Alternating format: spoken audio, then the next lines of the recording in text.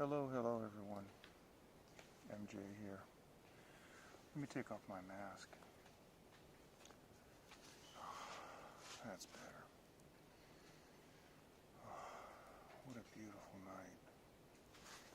Let me get rid of this.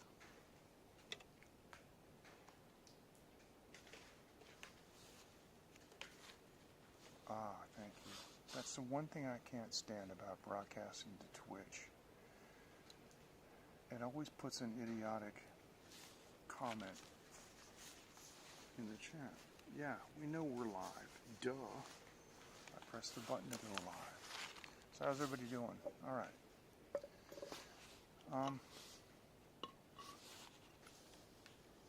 Got some green label beer, they call this. I've seen this, and I had one earlier. It's pretty good. But I don't even know who makes it. I guess it's green label. And we got this other one from my favorite beer is actually Kirin. And this is on the top. It says it's Kirin's Prime. And what this is this is a first press. Well, I'll show you in English. It says, where is the English? Oh, it's really hard to read. It's first press malt. So I'm not sure what that means, but it supposedly means that the malt on it is really good. I want to say hi to everyone. And it's a beautiful, peaceful night. It's been raining a lot here. I'm in the park. And listen.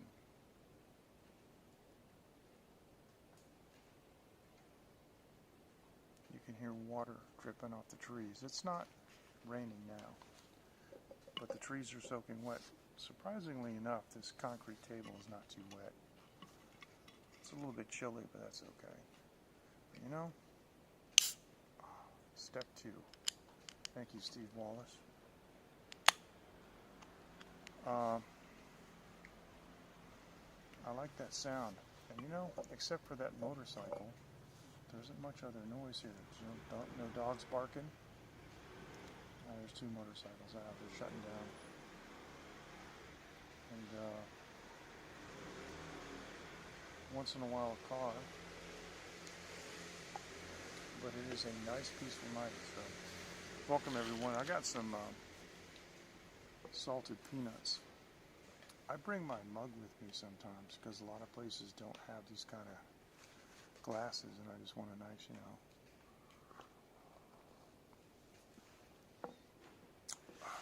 refreshing drink. Oh boy, this is why I like Kirin. It says it's year 2021 is what it says. So this was evidently done in the fall. Oh, I love Kirin beer. Oh, it's my favorite Japanese beer. It's probably my favorite beer overall. Although I do like dark beer. I don't remember if I've ever had a Kirin Dark, which is bad, because I love Kirin, and if I had a Kirin Dark, because I love dark beer, it should be like burned in my memory. So how you guys doing? We're just gonna chill. You saw the thumbnail. The thumbnail is a picture of the park over in that direction. I got my bike here, so anytime I need, I can turn my light on. Ooh, scary looking. This is kind of scary with, the light side and the dark side. You can just say that, this is the yin and the yang.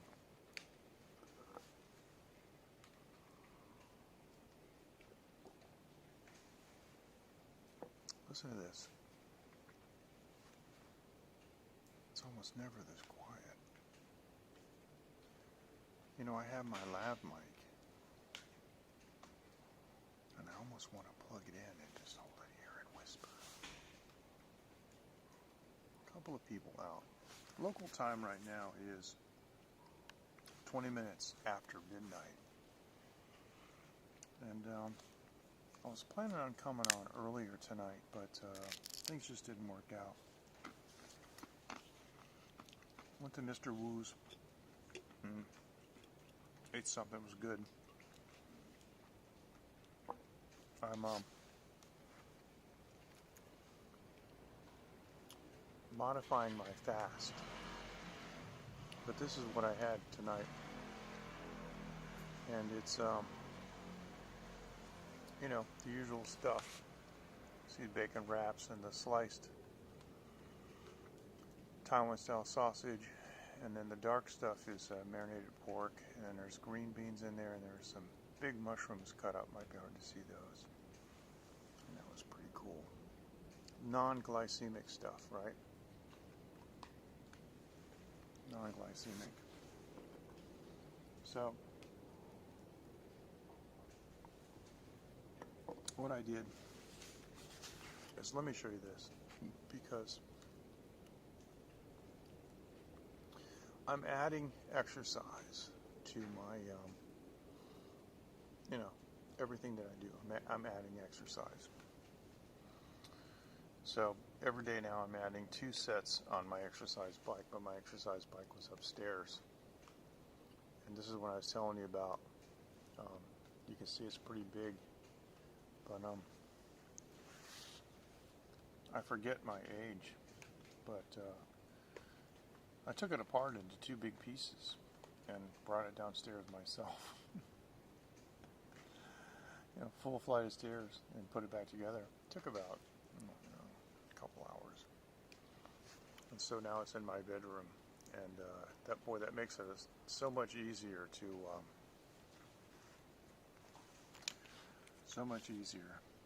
just roll out of the rack, do a couple stretches, get on the exercise bike, get the heart rate going up. You know, before you do anything.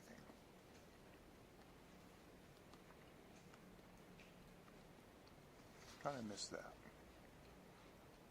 Also, I find that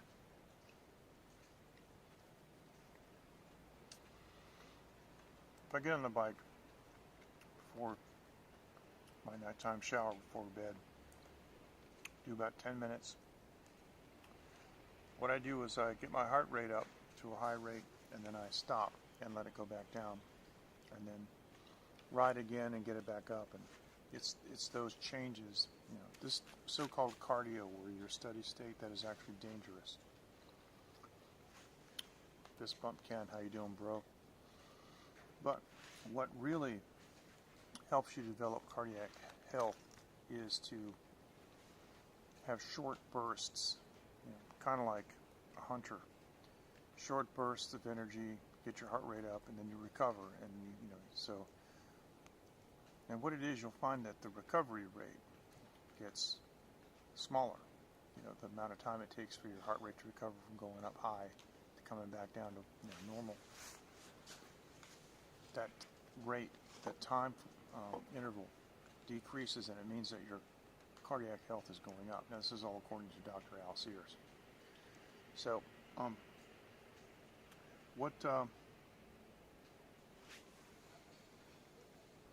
wow. Yeah, Rob just sent an interesting message.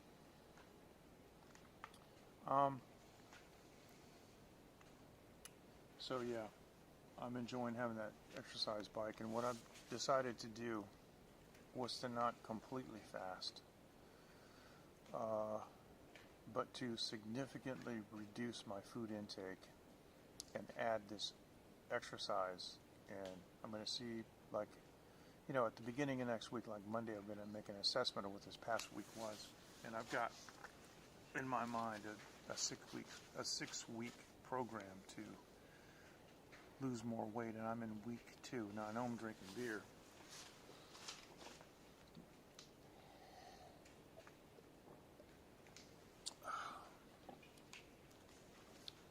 Gotta have something for the soul. Those who know me personally know that I've been going through some personal turmoil. I'm not going to talk about it. It's been very bad. It's taken a lot out of me. And finally, it's all been resolved. And it's interesting because the resolution of this whole thing worked out today.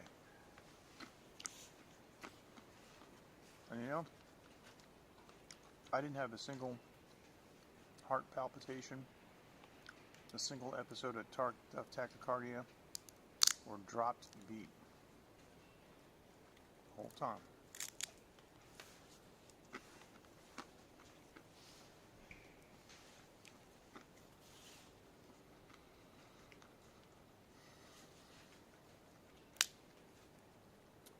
Never underestimate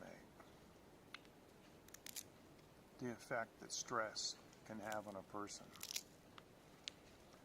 I'm the kind of person that, well, I can handle anything. I've survived devastating setbacks, debilitating diseases. I've moved to a foreign country, learned several new languages.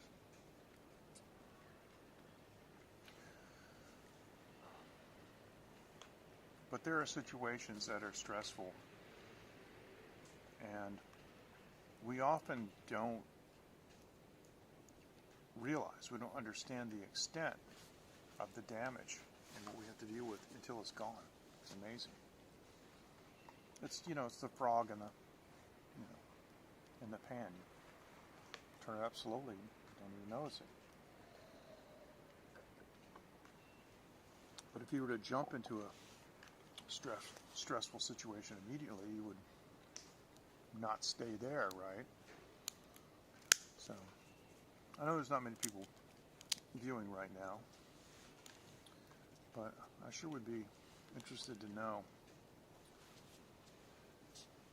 how things are going with you guys and how you deal with stress and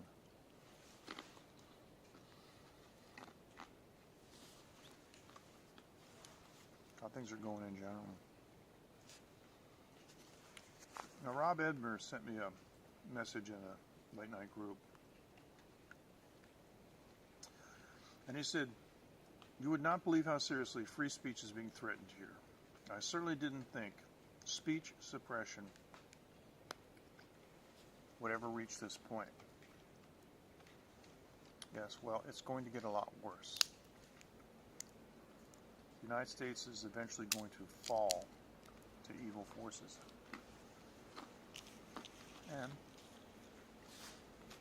there's nothing you can do about it because it's out of your control. All you can do is control yourself. And I am a huge advocate that everyone should have a passport. And everyone should have a stash of money large enough for them to be able to buy some kind of passage, whether it's on a boat or a plane or whatever, out of wherever they are. And it's a lot to ask. You got a family to, hide that much money in the mattress, but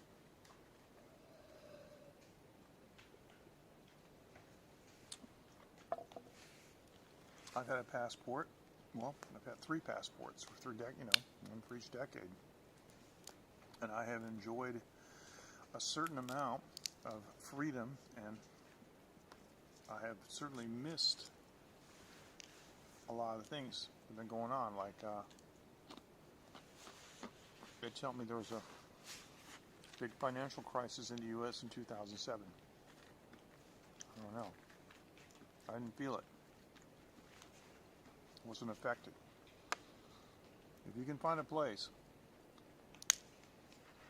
that isolates you from things, and Taiwan is one of those places, because Taiwan has isolated me from the effects of COVID-19. The worst thing that happened to me was I got vaccinated. Ooh. And I had a choice of a non-experimental vaccine. I mean, how good is that? But every U.S. citizen, every citizen of every country, is entitled to a passport unless they have been convicted of some heinous crime. And that doesn't include anybody who's listening to my show. It's real easy because in the United States they have a downloadable checklist. You just download it. You get all your documents together and just go down to the post office and you pay the money. It's like $100 or something. And, you know, several weeks later you get it in the mail. But you can't travel without it. You can't even go to Canada. This is where we're headed. You guys need to get one. And there is a very little known law. Did you know that for U.S. citizens, it is illegal for a U.S. citizen to leave the borders, to cross the borders of the United States, unless they have a passport? That's right. It means if your passport is revoked, or you don't have one, but you decide that you want to get like a power boat, you live in Florida, and you're just going to tool over to, you know, BVI or the Bahamas or whatever, because it ain't that far away, and there's a lot of places like the dry Tortugas, and you, I mean, yeah, breaking the law. Amazing, isn't it?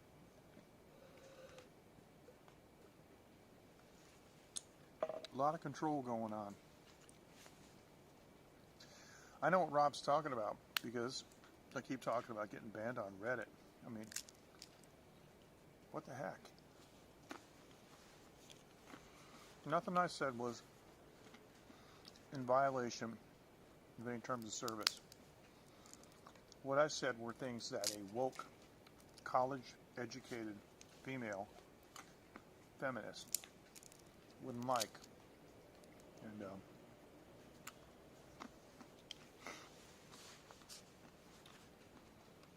I don't care.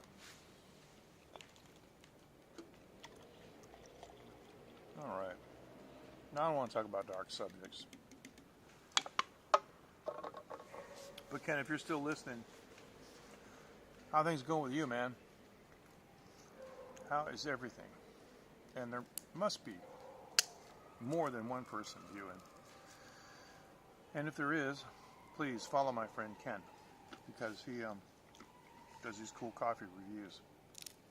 He's got quite a little niche going too.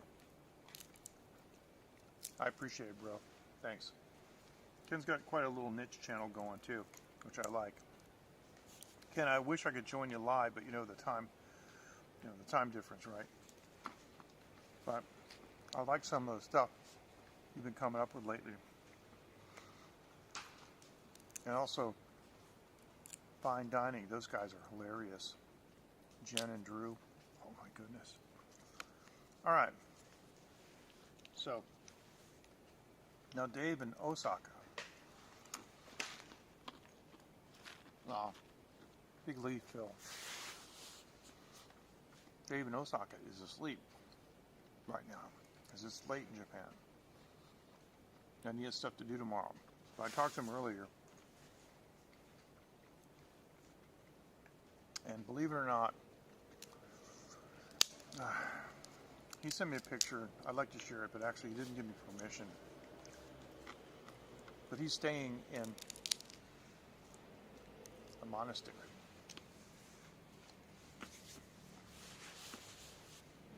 Good. Excellent.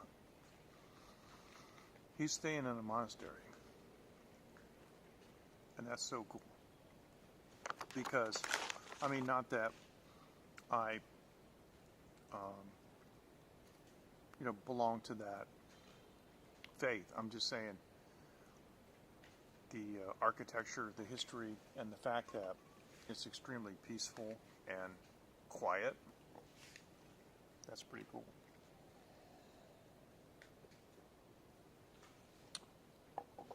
Yeah.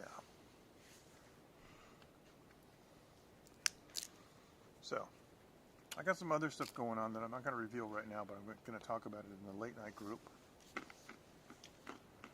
But if you want to join us, one of the best ways to join what we're doing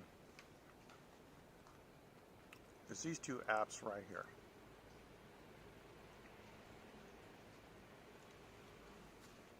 Band.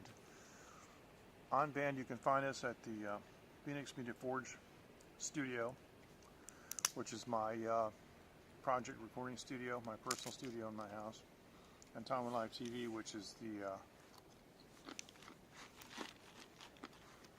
outlet that I use for most of my live streaming stuff. Now, for those of you who don't know, I have taken Taiwan Live TV, TaiwanLive.tv offline, and anyway, it redirects to our live streaming.technology forum. Yeah. I appreciate it. Well, Jen and Drew, you guys are great. And, I've been...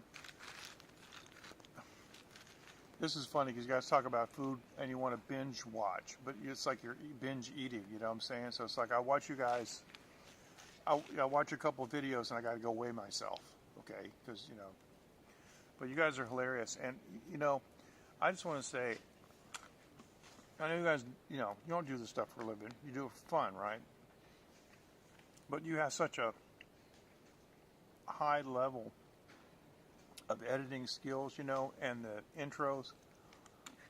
Man, I would pay you, to do a bumper for me. See, years ago I got the idea of inviting viewers to make bumpers. Let me show you one, because you may not have seen it. Like, my friend Dave in Osaka did this one for me. Hi, this is Dave in Osaka, live from Greenland, and you're watching Taiwan Live TV with MJ Klein. So nothing says, hey bro, I love you, like I'm in Greenland, I'm on a boat, I'm, in the Arctic Circle, there's icebergs and stuff, and there's, narwhals around, and, heck, I got to do a bumper for MJ. I mean, he did this for me, and I'm like, you got to be kidding me. I mean, so, yeah. Yeah, everybody likes Dave. Everybody loves Dave. Yeah, I think Dave is the best live streamer in the world. There's just something, you know what it is? I know what it is. It's realism. It's non-pretentiousness. It's like what you see is what you get, and that kind of honesty. And I get that from you guys too. And you look like a fun couple. Look like, when the camera's not rolling, you guys are still getting along. It ain't like the Costanzas, So,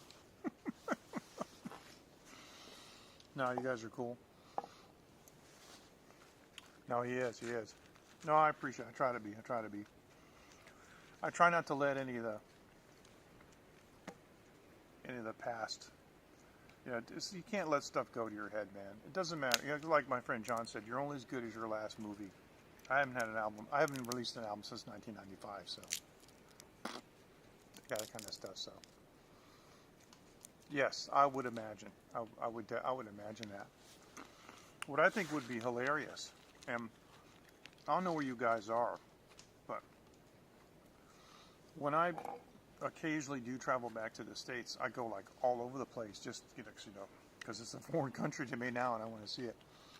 But if I get a chance to run across you guys, I mean, probably one of the most interesting things would be to watch you guys, to go out to dinner with you, and watch you do what you do on camera, like just sitting there ordinarily. I imagine that basically what you're doing is you're just having your normal conversation about food with the camera on. That's what it looks like to me. That's why I like it.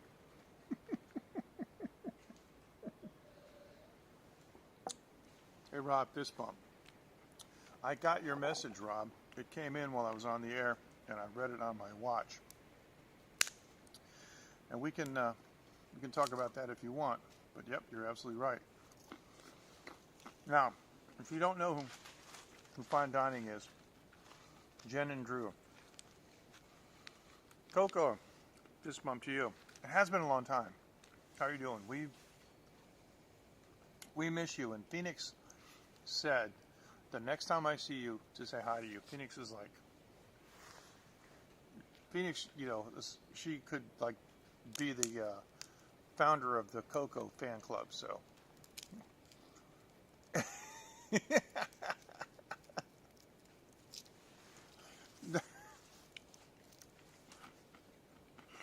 that would be really cool.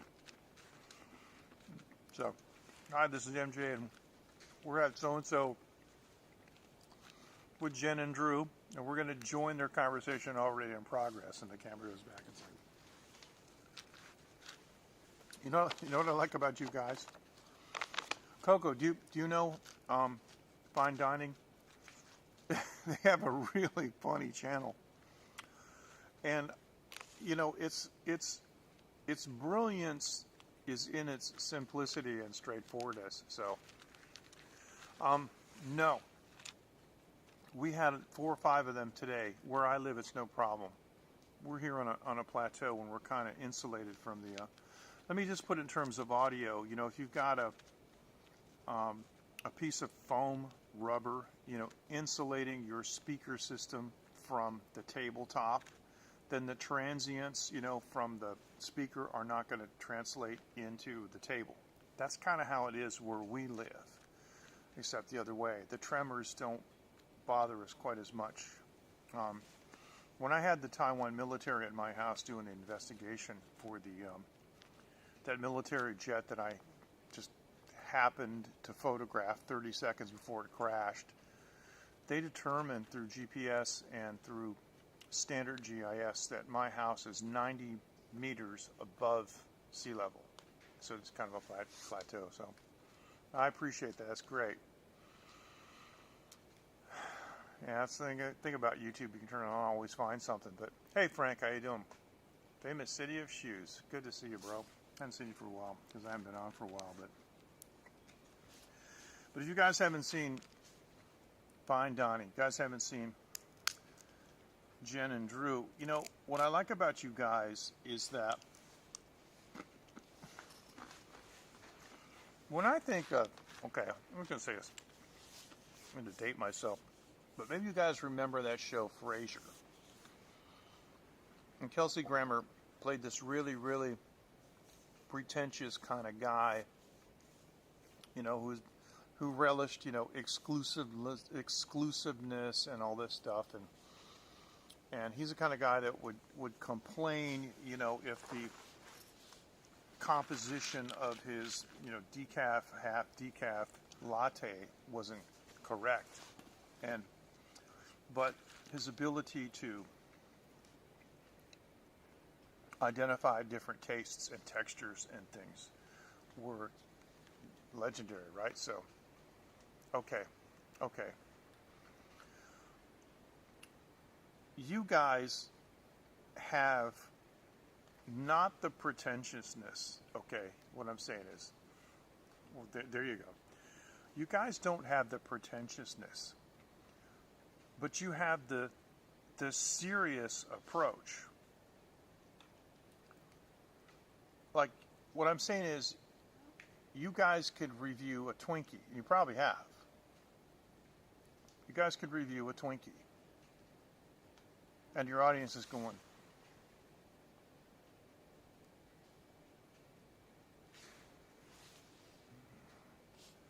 because it's serious business. I mean, the first time I saw you guys, I forget what it was you're talking about. Like gummy bears or something. And I wasn't going. I was going,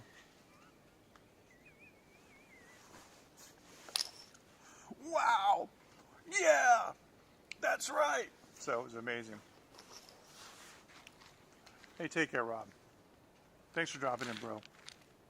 And you know, if you have YouTube Premium, it'll run in your pocket and you can listen to it in the car without having to watch it. But I'm just telling you guys, man, you crack me up.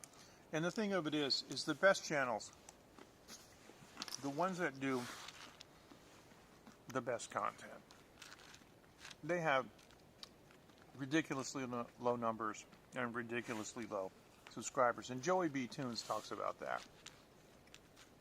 Joey B. Tunes does this thing like narcissists and social media, where he'll show some chick in a bikini, you know, with stand with Ukraine, and it's all about the bikini, right? So, no, man, I'm not being kind. I'm just telling you the truth, okay?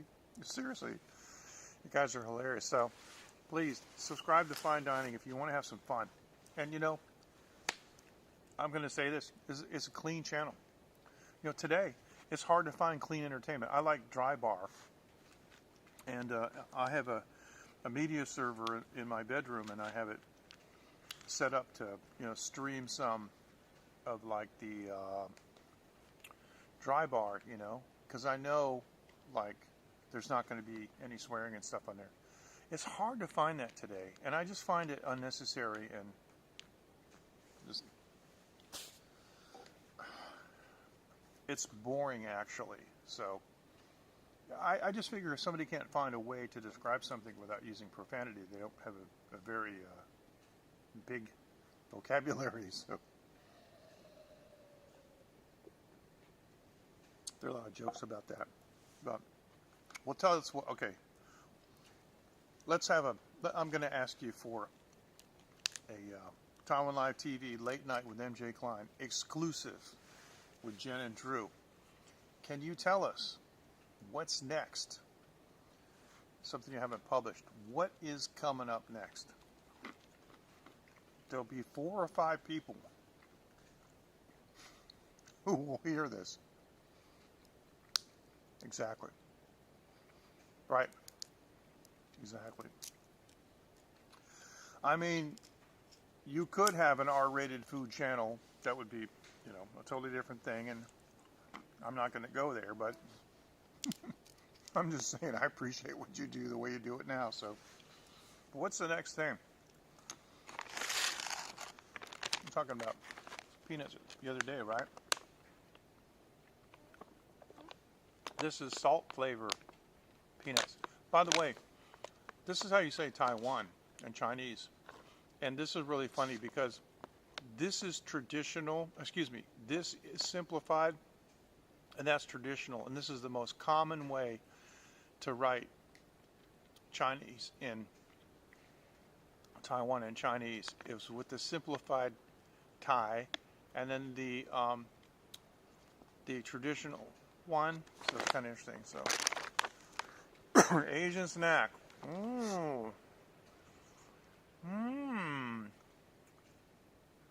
Corn soup with peppercorn puffs. I may not have. And the reason is because the United States is so big and there are so many Asian ethnicities. Sometimes I go to the States and I see Asian food and I'm like, what in earth is this? And I find out sometimes it's fusion, because things here are a little bit less, you know, combined, because this place is not a melting pot as much, if you know what I'm saying. Like, everybody goes to America, they get a green card, they're American. And so it all gets blended up, which I love. I used to walk down the street with my friend and I would play the game, like, guess where they're from. And I remember one time we smelled this. This is really cool. We smelled this guy. We smelled this stuff cooking. I was with my friend. I said, "What do you think that is?" He goes, "Man, I have no idea, but that I have never smelled a smell like that." I said, "Well, let's go ask him."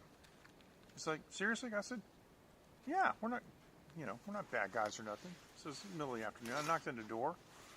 A gentleman came to the door, and he was dressed in some kind of, I thought it was Nigerian dress, But he's like, yes. And I said, excuse us, but we were walking down the street and we smelled this amazing smell. And I just thought I would knock on your door and ask you, do you mind telling me what you're cooking? And I don't know if you guys have ever had any African friends, but they're like probably the most friendly and just amazing people. And they're like, sure, come on in, man. You came in, and it was from guys from Ghana. And we went over to the pot, and they were cooking some kind of game animal because there was a store not too far away that specialized in game. You could actually order, for example, you could order a leg of zebra. It would take like 6 weeks, or you could order gazelle and stuff. And they had ordered like an ibis or something. I don't know what it was. And they had a pat. And we opened it. He went in the kitchen, and one of the hooves was like sticking out of the level of the pot. It was like one of the animal's hooves was like, it was hilarious. And I was like, man, this is so cool. And so they invited us to eat. We politely declined because they weren't expecting us and stuff. And I know how African people are. They'll feed you to the point where like they won't even eat themselves, but it was cool. But I used to smell a lot of ethnic cooking and things. But I'll tell you what, Jen and Drew, about the Chinese mustard, that you get in Chinese restaurants in America, right? The yellow mustard, right? The funny thing is I have only ever seen that in Taiwan 3 times. That is not very common. We do have wasabi, but that's different, and we use it for a different kind of thing. Like obviously wasabi usually is associated with Japanese food, but I love wasabi so much that I have a tube of it in the ice box. If I'm making a hamburger at home, I get that tube like put wasabi on. Totally different. So my wife and I, this is funny. This is going to make me sound like Frasier, like a snob, but I'm not. See, I can read Chinese. So my wife and I, we went out with my eldest nephew, my sister's son and his wife, and they took us to P.F. Chang's. I said, this is like the best Chinese restaurant around. We want to take you guys there because we, you live in Taiwan and stuff. I said, okay. So we're looking at the menu, and we kind of chuckled. They said, why? Is there something in the menu that's funny? I said, yes. And what it is they used some Chinese words to depict food that was hot. Now, I'll give you a Chinese lesson right now. This is real easy. The Chinese word for hot as in spice, like spicy food. Oh, sorry. That's okay. Go do your thing, and you can always check the replay. No big deal. I appreciate it, though. Thanks. Thanks for sticking around. Sorry I made you late. The Chinese word for spice is just la. That's it, with a downward tone, like 1, 2, 3, go. It's like la. So that's it. But the word that they had used for la, spicy, was huo, which is fire. And they literally wrote fire in Chinese. And I don't know why they did that.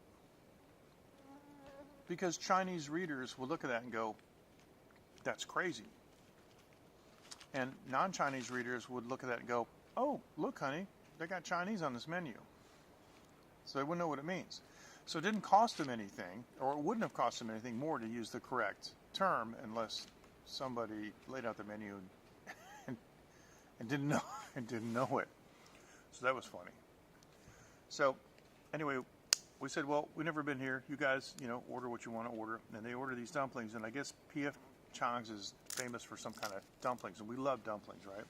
So the waiter comes out, and this is always hilarious. I don't get this about American restaurants, but apparently a lot of these servers think that they're a star. Guy comes out, hi, my name is so-and-so, and I'll be your server. He's going on and on. And I kind of wanted to go, sorry, I don't care. Just bring me my food. I'm sorry. I live in Asia, and there's no tipping. Nobody tips in Asia, and it's just not a big deal. So he comes out, and he says, okay, there's this ancient Chinese recipe for these dumplings.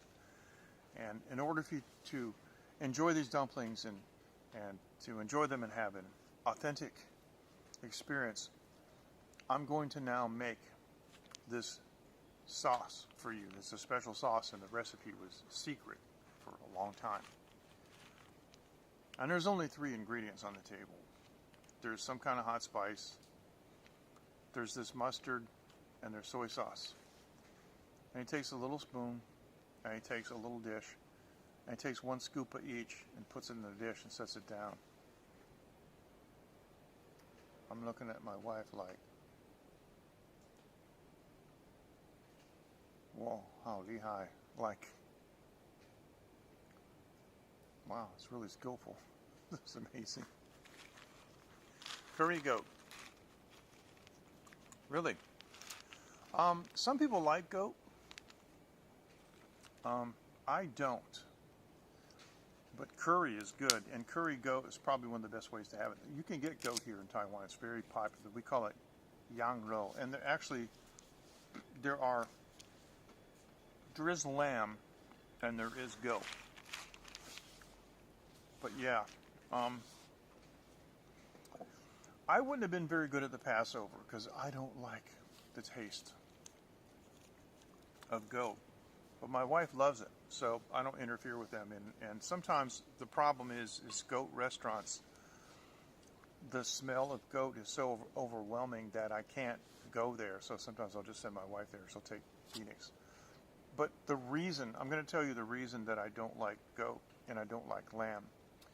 It's because the flavor tastes to me, to my palate, like beef that's gone bad. It's very gamey, which is, I'm used to game meat. That's okay, like, deer and whatever. I had moose too, it's not the game. Rabbit and squirrel, no problem. But when I taste goat, in my mind, it triggers a response that this is beef that's gone bad, and it makes me, quite frankly, gag. So I can't eat it. But there's always somebody, but I can cook it. Don't worry. If you taste mine, it'll be okay. I'm like, no. And they don't get it. And I've done that about 40 times. And every time it tastes like beef. My friend Colby did make me some Dutch oven lamb. And Colby is an internationally, award-winning Dutch oven chef, and he knows how to control flavors, and he knows what he's doing, and he actually suppressed a lot of, because sometimes you have to suppress some fish flavors too, right? Because they're too strong. But Colby suppressed the game, and he actually made a goat dish that I was able to eat without gagging. I didn't enjoy it that much, but I appreciated how well crafted the dish was because the rest of it was phenomenal. And I have had some very finely crafted lamb dishes. They were amazing, and the meat is very clean, and it looks nice and lean, but I can't stomach it, and that's weird because I've eaten things I eat stuff in Asia, and I don't even think about it every day. It's on a daily basis that most people are like, ew, so, stinky tofu and stuff, and whatever. We eat whole fish. Well, we eat fish heads, stuff like that, so.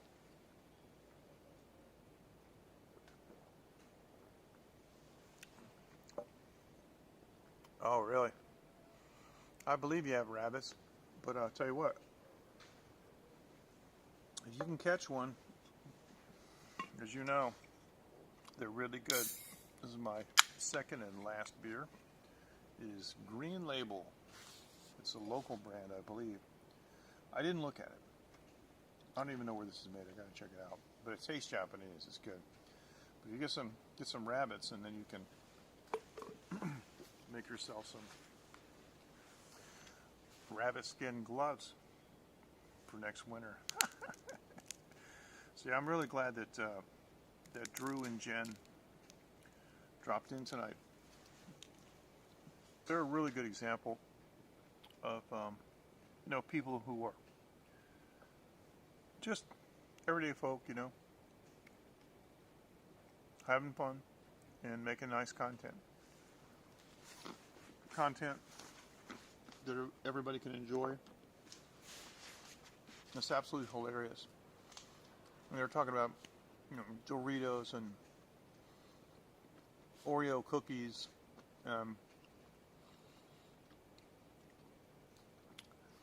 all kinds of everyday stuff that we all love, with the same intensity, like it's Emerald Lagasse or something. I think that's great.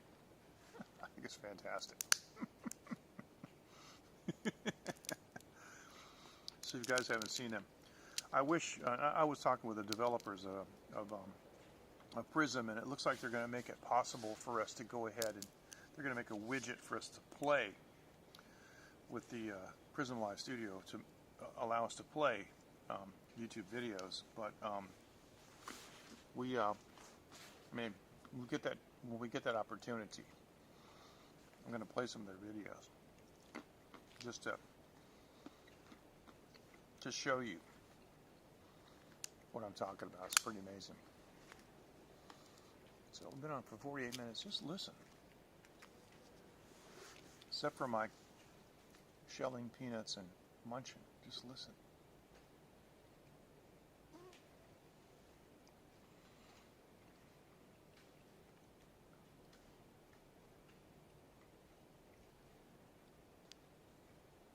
Wow. Amazing.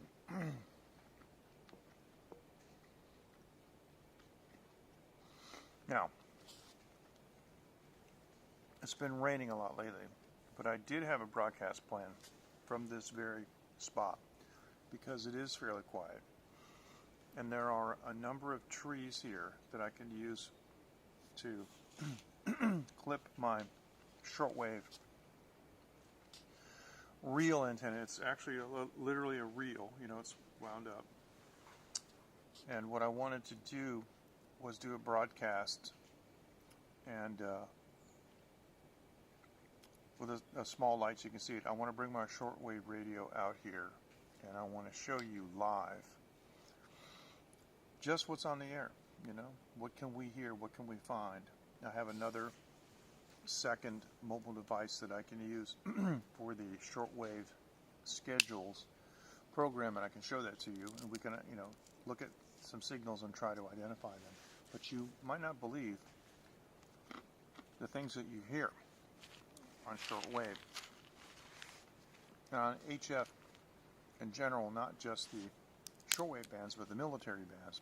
I remember in the early 90s during the Gulf War, when Operation Desert Shield became Operation Desert Storm, I started listening on the military bands in 5 megahertz, and the big antenna I had in my house, you wouldn't believe the stuff I was hearing. I heard pilots communicating with ground control about targets and stuff. It's like, wow. But like everything else, if you listen to a lot of different stations, you kind of take what they're saying and put it all together, you can sort of get a more accurate idea of what's going on than just by listening to one particular station. But when we were in Thailand in 2020, the last week in January, first week in February, at the very beginning of the global pandemic. I was listening on my shortwave radio. I was in Chiang Rai, Thailand, right up in the northern part. I was about 45-minute drive from Burma, and maybe about an hour from China, near the Golden Triangle. And I heard on the BBC some doctors were talking about this new strange disease, and it was the coronavirus, and they knew it, and it was spreading. And they had one guy who was, I'm pretty sure he was an American, and some young guy teaching English in Wuhan, and he was talking about what was going on. And I had the wherewithal at the time to turn my mobile phone on and video record some of that broadcast, and I still have it. So it's been a while since I've shown that. I should probably show it again, because it's interesting to see how things age over time, because it's been, a little over 2 years now. But that was some of the astonishing things that I heard. In the old days, I would listen to Radio Tirana, Albania, and Vilnius, Lithuania, and countries that are gone now, like Prague, Czechoslovakia, which is now the Czech Republic. So it was fun. And several of you have asked me about this. And so I think what I should do is go ahead and set it up. Probably on a Sunday night like tonight, because it's so quiet. Just run my antenna out and go ahead and tune through the bands live. Put the camera on the radio, and the radio has a backlight. I can turn it on, and you can clearly see what's going on. I just think that would be a really interesting way to introduce what's going on in the world of shortwave.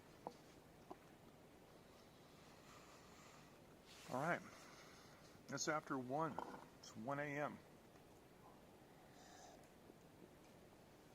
So, Ken, Coco, Fine Dining, Frank, everyone, Rob, stopped in for a few minutes. Appreciate it. Thank you so much, you guys. You guys take care, and I'll be back on later in the week. Thanks so much for joining. Take care. Bye-bye now. That was great. Thank you.